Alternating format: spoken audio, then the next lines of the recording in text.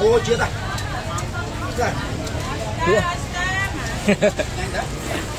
Chết. Nhà nó có tách này cây bao phịch tình. Cha nó làm phê nó có làm phê sao nó có nát.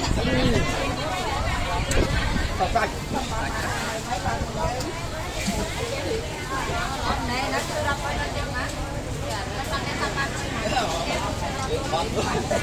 Ai đâu. Hả?